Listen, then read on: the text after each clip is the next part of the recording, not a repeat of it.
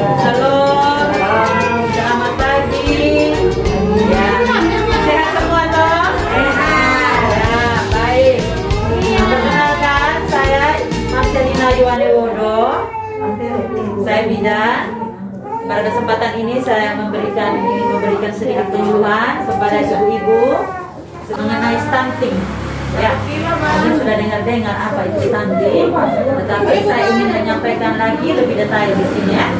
Stunting adalah kondisi di mana tinggi badan seseorang ternyata lebih pendek dibandingkan dengan tinggi badan orang lain. Kurangnya asupan gizi selama 1000 hari pertama kehidupan.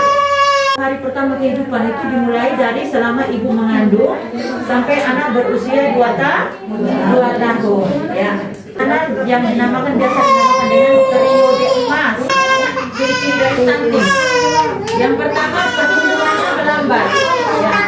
Dari tadi tinggi badannya tidak sesuai dengan umur anak. Kemudian perform buruk pada tes perhatian dan memori belajar. Jadi anak-anak yang stunting itu dia konsentrasinya kurang. Ya, wajar nanti berbeda dari usianya. Jadi usia anak pubertas terlambat. Kemudian pertumbuhan gigi terlambat. Apa saja dampak dari anak yang terkena stunting? Jadi anaknya sering terkena sakit, cepat mudah kena penyakit. Karena tadi daya tahan tubuhnya kurang ya. Nah, kalau sudah sakit sembuhnya juga lambat, sakitnya lama. Kemudian anak cenderung pendek. Nah, pendek ini untuk zaman sekarang berarti untuk masa depannya sangat suram. Mau tes polisi harus tinggi orang hukum, mau tes masuk kesehatan orang hukum. Jadi cara kita mencegah stunting itu dengan memenuhi gizi ibu hamil. Jadi 1000 hari pertama kehidupan yang kita harus perhatikan. Jadi mulai dari hamil. Nah, gizi ibu hamil ini sejak dari kita terlambat haid, kita tahu bahwa kita sekarang dalam keadaan hamil, berarti gizinya kita harus perhatikan.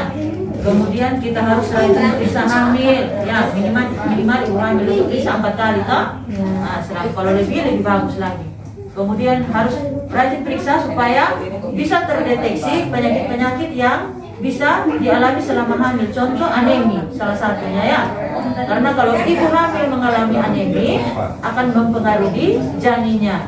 Ya, karena asupan yang janin ambil itu kan asupan yang dapat dari ibunya. Kalau ibunya kurang gizi terus anemi, berarti bayinya juga bisa terganggu pertumbuhan dan perkembangannya dalam kandungan. Nanti dia akan berlanjut terus sudah. Kemudian hamil melahirkan, ibu menyusui juga harus kita perhatikan gizinya. Nah, jadi ibu menyusui harus perhatikan gizinya. Jadi di sini ibu mau sampaikan sedikit mengenai gizi. Sekarang orang lagi gencar-gencar bilang ini isi piringku. Ini isi piringku itu ada makanan pokok, ada lauk pauk, ada buah-buahan dan ada sayuran. Kalau makanan pokok itu seperti apa? Makanan pokok itu seperti singkong, beras merah kita punya toh. Ada beras putih seperti hari-hari. Kemudian ada ubi, ada jagung, ada kentang. Ya, yang banyak dialog kan ubi toh. Tetapi bukan semua ini pisang, ubi, jagung, ada di adanya piring tidak. Nah, jadi salah satunya boleh. Contoh misalnya kita ekonomi pas-pasan nih, misalnya ada beras di rumah ya. Ya, ubi ada boleh, itu juga sudah mempunyai kandungan karbohidrat, dia sudah sebagai makanan pokok. Ya, karbohidrat berfungsi untuk apa? Untuk tenaga. Nah, karbohidrat itu mengandung tenaga ya. Kemudian yang berikut lauk pauk.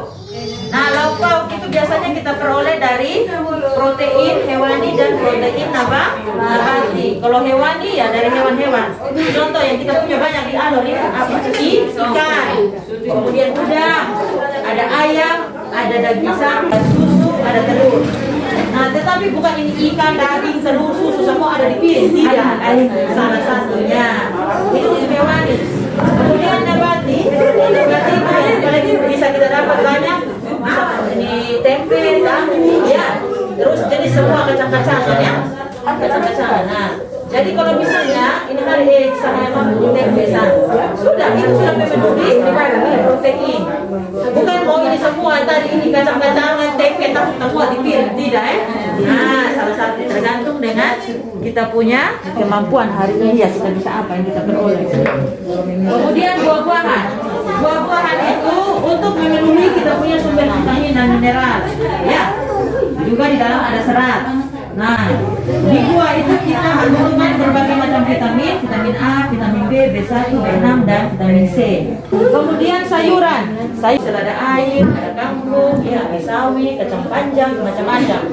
Nah, jadi kita dewasa maupun anak-anak, kalau bisa kita memilikinya supaya kita punya kebutuhan untuk gizi itu sudah bisa terpenuhi. Untuk bagaimana cegah tadi stunting itu adalah imunisasi.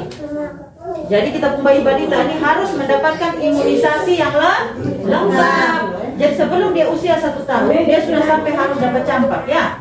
Dari lahir Abenor, kemudian BCG, kemudian polio, DPT, IPV, dan akhir 9 bulan itu harus dapat campak. Nanti bosteranya di usia 12 tahun ya. Nah, yang belum itu tetap harus rajin posyandu supaya dapat imunisasi secara lengkap. Kemudian berikan ASI saja sampai usia 6 bulan. Nah, kalau ASI saja berarti mamanya yang harus makan tadi, makan yang bagus supaya terpenuhi gizi mama sehat, air susu produksi ASI-nya bagus, anak juga sehat ya. Nah, setelah 6 bulan berikan makanan vitamin A, anak itu kita ajarkan di rumah cuci tangan pakai luangkan waktu 15 menit kita olahraga, kita gerak-gerak ya.